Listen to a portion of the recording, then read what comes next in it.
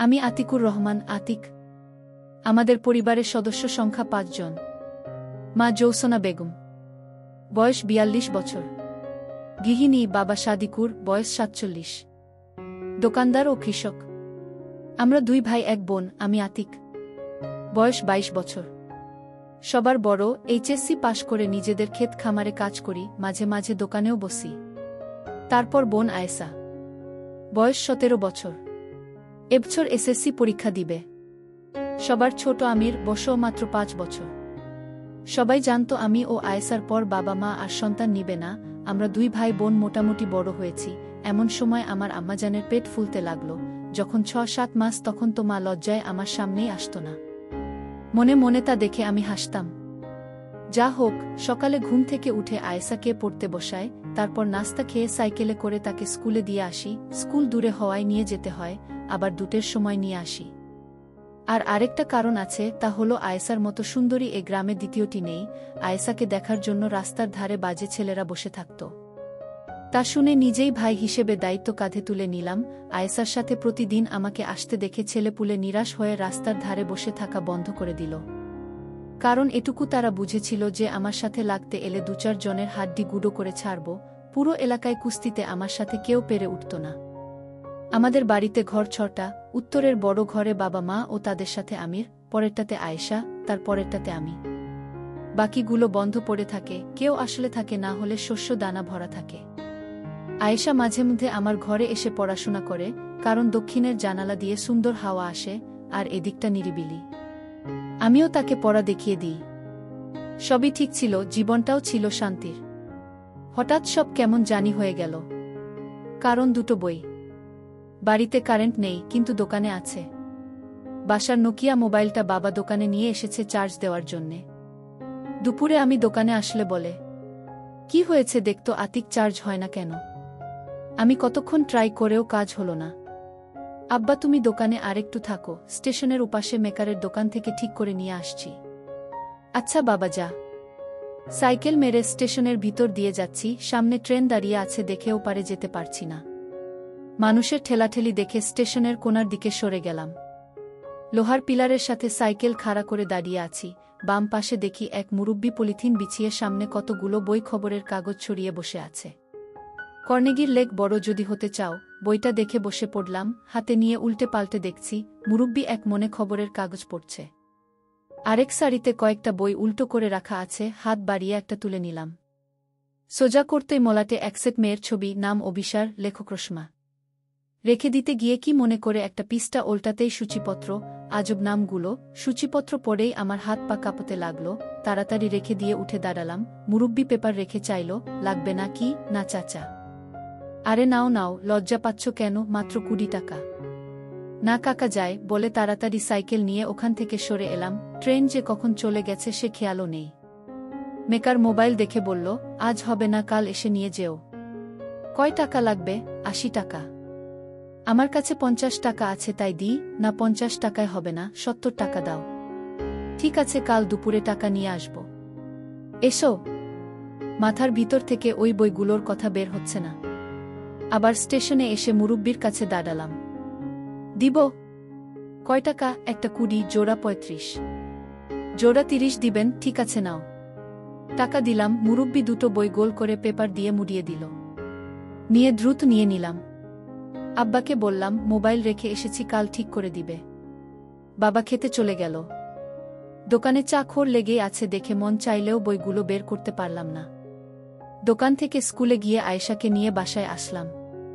আমার ঘরে গিয়ে বই ২টো বিছানার নিচে লুকিয়ে রাখলাম। গোসল করে খেয়ে দিয়ে দরজা ঠেলে দিয়ে বই ২টো বের করলাম। দরজার ছিটকানি দিলাম না, দিন দুপুরে ছিটকানি দিলে খারাপ দেখায়। আমার ঘরে আয়েশা ও আমির ছাড়া কেউ আসে না। প্রথম গল্পটা পড়তেই নিজেকে হারিয়ে ফেললাম। একটা ছেলে তার বড় ভাবিকে নিয়ে কাহিনী। কেমন জানি অবাস্তব ধরনের গল্প। নিজে জীবনে কাউকে কখনো সেবা দেয়নি। কলেজে পড়ার সময় এক বান্ধবীর কমলা হাতে নিয়েছিলাম, এটাই যা অভিজ্ঞতা। তার মানে এই নয় যে সেবা দেওয়া কি জানি না, সবই জানি, সবই বুঝি। তবে এভাবে কখনো ভাবিনি। সব সময় ভেবেছি বিয়ে করলে বউ আসবে, সেই বুকে ইচ্ছে মতো দিব। কিন্তু এমন পাপ কাজ কিভাবে করে মানুষ? আরে যা, আমি কি আবোল তাবোল ভাবছি? এগুলো তো শুধুই গল্প কাহিনী। এদিকে আমার নিচে গরম হয়ে গেছে। গল্প পড়ে আমার এমন অবস্থা হলো যে মনে হচ্ছে এখন সেবা দিতে না পারলে মরে যাব। সারা বিকেল পড়ে একটা বই শেষ করলাম। বই দুটো লুকিয়ে রেখে বের হলাম। উঠানে বসে মা আয়েশার চুলে তেল লাগিয়ে দিচ্ছে। ওড়না ছাড়া ডালিমের মতো লাগছে। ছি, আমি একটা অমানুষ, নিজে আপন ছোট বোনের দিকে কি নজরে তাকাচ্ছি। মা বলল, কি রে বাবা, শরীর খারাপ নাকি? না গো মা। খেতে গেলি না যে? এমনি শুয়েছিলাম, কাল যাব। আয়েশা বারবার আর চোখে নিচের দিকে তাকাচ্ছে। ভাগ্যিস এখনো জিজ্ঞেস করে বসেনি, তাড়াতাড়ি পুকুরের দিকে চলে এলাম। মা খেয়াল করলে তো সবই বুঝবে, আয়েশা হয়তো বুঝেনি। সন্ধ্যার পরে আয়েশা আমার ঘরে আসলো পড়ার জন্য। ভাইয়া, কয়েকটা আঙ্ক বুঝিয়ে দাও তো। ভালো লাগছে না, নিজেরটা নিজেই করে নে। দাও না ভাইজা। বললাম না এখন যা। আয়েশা রাগ দেখিয়ে গট গট করে নিজের ঘরে চলে গেল। নতুন বইয়ের আরও দুটো গল্প পড়লাম। মা খেতে ডাকল। খাওয়ার সময় আয়েশা মাকে বলল, মা, ভাইয়ার কাছে পড়তে গেলে খালি তাড়িয়ে দেই। কেন রে বাবা? কয়েকদিন পর পরীক্ষা, একটু দেখিয়ে দিলে তো পারিস। বোনটা ভালোভাবে পাশ না করলে বিয়ে দিবি কিভাবে? পাশ করা লাগবে না, এখনই বিয়ে দিয়ে দাও। নিজে আগে করে দেখাও না, আমাকে নিয়ে পড়লে কেন? তোর বিয়ে না দিয়ে আমি করছি না। বাবা, কি শুরু করলি তোরা খাওয়ার সময়? বাবা, ভিয়াকে বলো না একটু অঙ্কগুলো বুঝিয়ে দিতে। ঠিক আছে ঠিক আছে, খেয়ে দে, আয় দিচ্ছি। বাবা আমার কথা শুনে মুচকি হাসল। ঘরে এসে শুয়ে আছি, আয়েশা আসছে না দেখে আবার বইটা বের করে পড়া শুরু করলাম। কয়েক মিনিটের মধ্যে আয়েশা এসে পড়ল, তাড়াতাড়ি বিছানার তলে ঢুকিয়ে রাখলাম। কি রাখলে ভাইজা? কিছু না, পড়তে বস। কেউ চিঠি দিয়েছে নাচকি? বেশি পাকনা পাকনা কথা না, তাহলে কি রাখলে? বললাম তো কিছু না। চেয়ার টেনে বসলাম, কয়েকটা অঙ্ক কষে দিয়ে তাকেও কয়টা করতে বললাম। আয়েশা নিচু হয়ে লিখছে, ওড়না ঝুলছে, কিছুটা দেখা যাচ্ছে। এক মনে দেখে চলছি, ইস কি সুন্দর। ছি, আবার আমি এসব কি ভাবছি? ভাবলে ক্ষতি কি? গল্পের মন্টু যদি তার বড় দিদিকে সেবা দিতে পারে, বিয়ে করে বউ বানিয়ে ফেলতে পারে, আমি ভাবলেই দোষ। ভাইজা, এই ভাইজা, এহু। কখন থেকে ডাকছি, কথা বলো না কেন? নিজের কাজ কর না, এত চিল্লাস কেন? কি হয়েছে তোমার, এমন করছো কেন? কিছু না, তোর অঙ্ক শেষ হয়েছে? হা, এই নাও দেখে। আচ্ছা তুই এখন যা, আমি ঘুমাবো। আয়েশা বই গুছিয়ে নিয়ে চলে যাচ্ছে, আমি আয়েশার দোলানো দেখছি। ইস কি সুন্দর আমার ছোট বোনটি। এমন সুন্দর একটা বউ যদি আমার হতো। না জানি এমন সুন্দর আমার বোনটাকে কে সেবা দিবে। ছি, আবার ভাবছি। অনেক রাত পর্যন্ত পড়ে বইটা শেষ করলাম। নিজেকে থামাতে না পেরে আয়েশাকে কল্পনা করে পানি ফেললাম। শেষে অনেক অনুতপ্ত হলাম। তারপরও শুয়ে শুয়ে আয়েশাকে নিয়ে কল্পনা করতে ভালো লাগছে, পারছি না ভাবা বন্ধ করতে। কখন ঘুমিয়ে গেছি জানি না।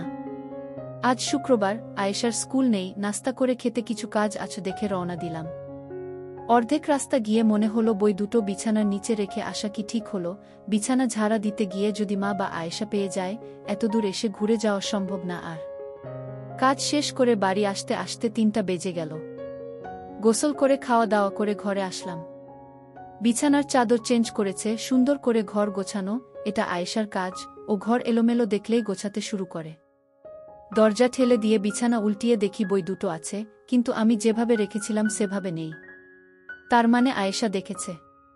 পড়েছে কি? পড়ে থাকলে আমাকে খারাপ ভাববে, বাবা মাকে কি বলে দিবে? ইস কি হবে এখন? ভাইজা। এই ভাইয়া করতে করতে ঘরে এলো আয়েশা। হা বল। আমাকে একটু বাজারে নিয়ে চলো তো। কেন, দরকার আছে? কি দরকার সেটাই তো জানতে চাইছি। আমাকে বল কি লাগবে, এনে দিচ্ছি, তোর যাওয়ার দরকার নেই। না, তোমাকে বলতে পারবো না, তুমি নিয়ে চলো। ঠিক আছে চল। সাইকেলের পিছনে বসে ঘাড়ে হাত দিয়ে বসে পড়ল। একটু দূরে আসতেই মনে হচ্ছে আয়েশা সামনে চেপে বসল। এমন তো কখনো হয় না, আয়েশা তো নির্দিষ্ট দূরত্ব বজায় রাখে, আজ এমন করছে কেন? নাকি গল্প পড়ে তারও কুটকুট করছে? বাজারের কাছে চলে এলাম, আয়েশাও সরে বসল। আয়েশা কসমেটিক্স এর দোকানে ঢুকল, আমি বাইরে দাঁড়িয়ে আছি, তুই যা। তুমিও এসো, দোকানদারটা আমাকে ঠকায়। আচ্ছা চল। কয়টা সিটি গোল্ডের চুড়ি, কানের দুলা, টিপ, ফিতে কিনল। তারপরও এদিক ওদিক চাইছে দেখে, কি রে আর কিছু লাগবে? হা, তুমি বাইরে যাও। আমি থাকলে সমস্যা কি? সমস্যা কিছু না, শরম লাগে। হয়েছে হয়েছে, আর শরম করা লাগবে না, তাড়াতাড়ি নে, সন্ধ্যা হয়ে এলো। আয়েশা দোকানদারকে ইশারা করল। কত? 32। দোকানদার আমাদের সামনে বেশ কয়েকটা বের করে দিল। এতক্ষণে বুঝলাম আয়েশা এজন্য লজ্জা পাচ্ছে। আরে পাগলি, লজ্জার কি আছে এতে, নেনে যেটা পছন্দ হয়। আয়েশা লজ্জার হাসি হেসে গোলাপি একটা নিল। একটাই নিবি? আয়েশা মাথা নিচু করে আস্তে করে বলল, হ্যাঁ। একটাতে কেমন করে হয়, গোসল করলে তো আরেকটা লাগবে। আরেকটা নিয়ে নে। আয়েশা মাথা তুলে না দেখে আমি একটা লাল কালারের পছন্দ করে প্যাকেট করে দিতে বললাম।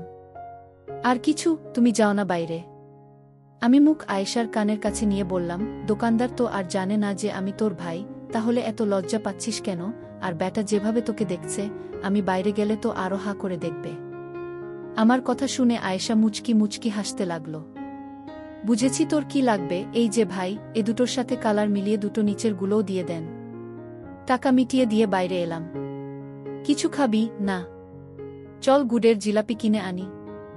জিলাপি নিতে নিতে মাগরিবের আজান দিয়ে দিল। তাড়াতাড়ি চলো ভাইয়া, না তো মা বকবে। আমি আছি না সাথে, কিছুই বলবে না। অর্ধেক রাস্তা এসে ফাঁকা জায়গা দেখে দাঁড়িয়ে পড়লাম। কি হলো? চল দুজনে একটু হাঁটতে হাঁটতে কথা বলি। মা বকা দিলে তুমি বুঝবে। সে বুঝবনি। ধীরে ধীরে হাঁটছি, কিভাবে যে বলি ভেবে উঠতে পারছি না।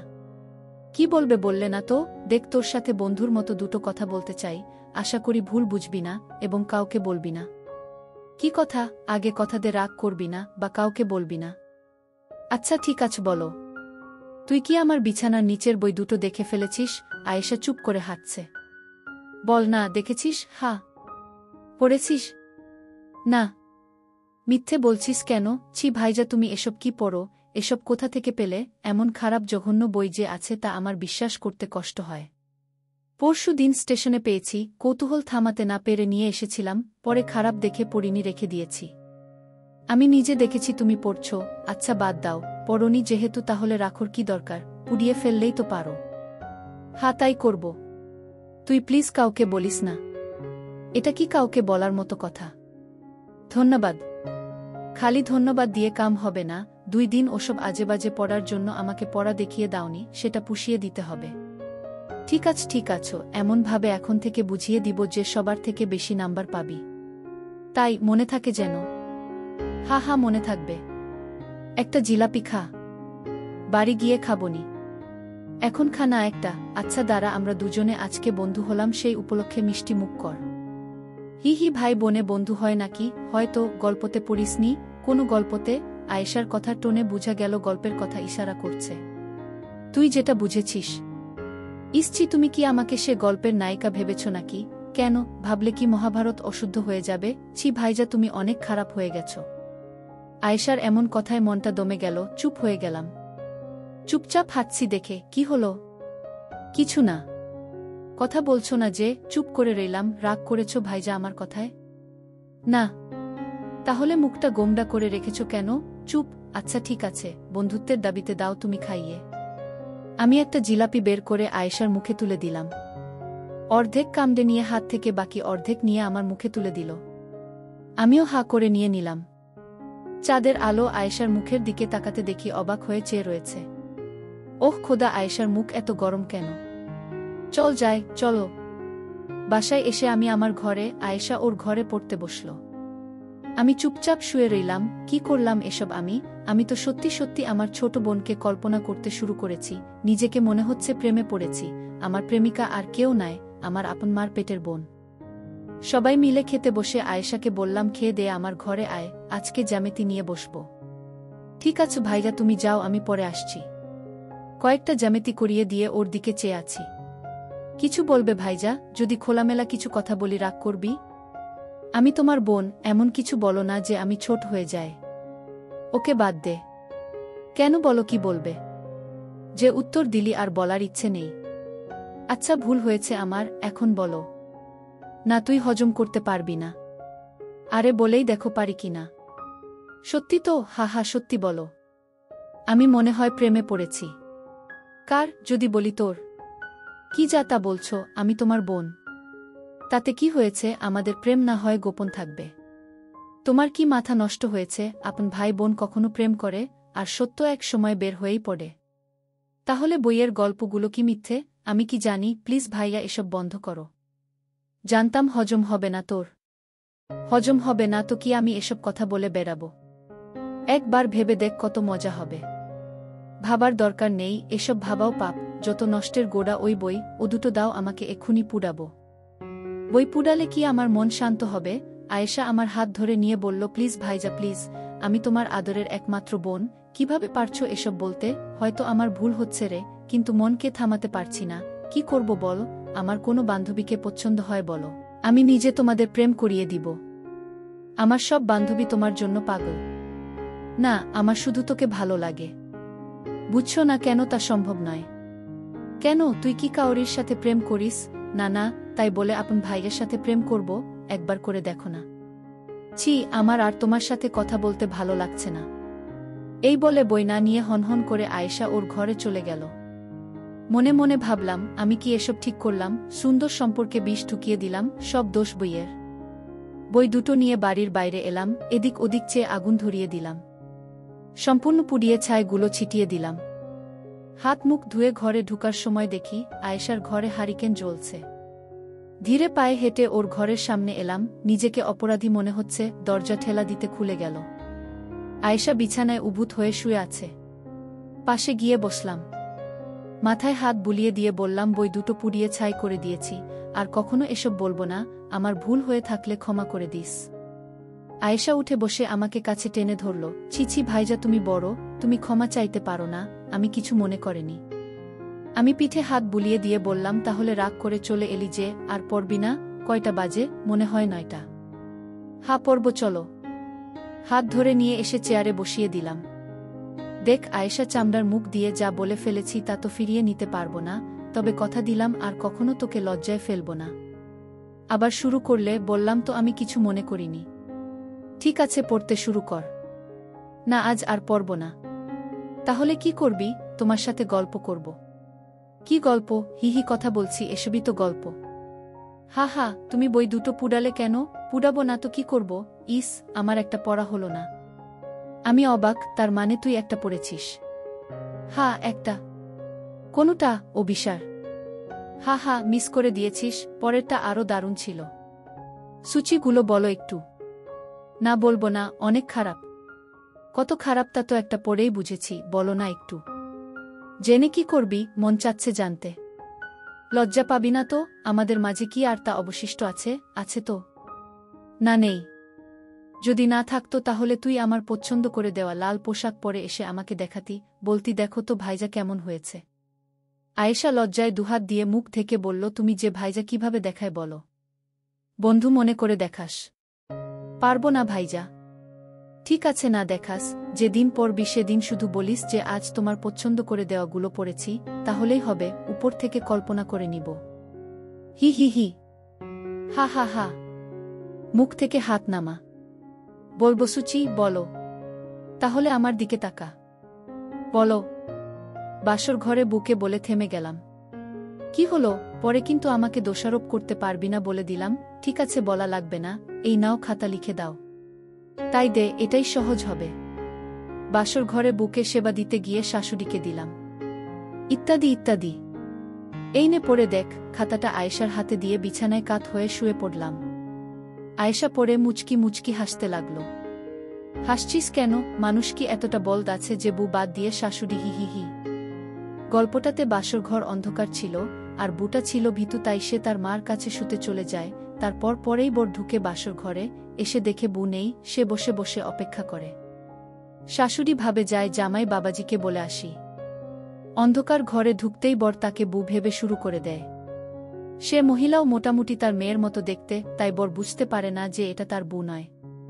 আর শাশুড়ি ছটপট করলেও লজ্জায় কথা বলতে পারে না। সে বিধবা হওয়ার কারণে অনেক দিন থেকে বঞ্চিত ছিল, তারও ভালো লাগতে লাগে, দুজনে ইচ্ছেতে সব হয়ে যায়।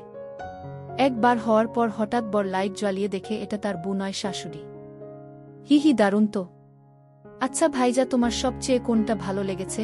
তার আগে তুই বল, অভিসারের কোনো গল্পটা তোর ভালো লেগেছে? আগে তুমি বলো, তাহলে তুই বলবি। যাও, বলবো। একটা নয়, দুটো খুব ভালো লেগেছে। বড়দির অন্যরকম ভালোবাসা ও আমার কল্পনার জগৎ। একটু বলো না শুনি। আগে তোরটা বল। মামির কার্যক্রম। আমার মনে হয় না ওটাতে সবচেয়ে সুন্দর গল্প ছিল বনবু। আমার কাছে যেটা ভালো লেগেছে সেটা বলেছি। আচ্ছা এখানে আয়, আমার পাশে বস। আয়েশা উঠে এসে আমার পাশে বসল। মন চাইলে একটু শুতে পারিস। না তুমি বলো তো। মনে হয় না ঠিক মতো বলতে পারবো, বুঝতেই তো পারছিস ভাষাগুলো কেমন। সেগুলো বাদ দিয়ে বলো। এক কাজ করলে হয় না, আমি রাতে লিখে রাখবো, তুই কাল পড়ে নিবি। হই, কিন্তু এখন আমার জানতে ইচ্ছে করছে।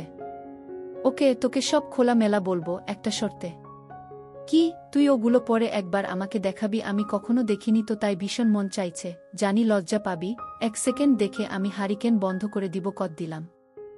মরে যাব ভাইজা। ঠিক আছে, লাগবে না। হারিকেনটা বন্ধ করে এখানে শুয়ে যা, আমি শোনাচ্ছি। মা বাবা যদি আসে? আসবে না, আর আসলে আসবে, সমস্যা নেই। হারিকেন নিভিয়ে দিয়ে আমার পাশে শুয়ে পড়ল। আয়েশা আমার হাতে মাথা দিয়ে শুয়ে আছে। আমি যতটা পারি ভদ্র ভাষায় ভাই বোনের প্রেমের গল্পটা বলছি। আয়েশার গরম নিঃশ্বাস আমার মুখে পড়ছে। আমারও একই অবস্থা। নিজেকে আর থামাতে পারলাম না, উপর উঠে গেলাম। কাজ সেরে আয়েশা ঘরে চলে গেল। আজ কিছুতেই আর ঘুম আসবে না। ছোট্ট টেবিল ঘড়িতে 11টার ঘণ্টা দিল। আজ পাড়া গায়ে এটাই গভীর রাত। কি এক সুখের আবেশে ঘুম আসছে না। এমন তো কখনো হয় না। স্বপ্ন এসে ধরা দিয়েছে আজ। দরজায় কিচকিচ শব্দ হল। চেয়ে দেখি আয়েশা দাঁড়িয়ে আছে। আমার মন বলছিল ও আসবে, তাই ছিটকানি লাগায়নি। বিছানায় উঠে বসলাম। আয়েশা দরজা ভিডিয়ে দিয়ে আমার সামনে এসে দাঁড়াল। খাট থেকে পা নামিয়ে বসে রয়েছি। আবার এলি যে? ভালো লাগছিল না? কেন জানি না, এখন ভালো লাগছে। হারিকেন জ্বালাবো না? আমাকে শুইয়ে দিয়ে আমার উপর উঠে গেল। মার দূরসম্পর্কের ভাই মারা যাওয়াতে পরের দিন বাবা মা আমি সেখানে গেল। আয়েশার সামনে পরীক্ষা দেখে বাহানা দেখালো। বাবা মা 2 দিন আসেনি। আয়েশাও এই 2 দিন স্কুলে যায়নি। দুভাই বোন একে অপরকে খুঁটিয়ে খুঁটিয়ে দেখে সুখের জোয়ারে ভেসেছি। একদিন সেবা দিতে দিতে প্রায় তাল হয়ে গেছি। হঠাৎ মায়ের কান্না শুনে হুঁশ ফিরে।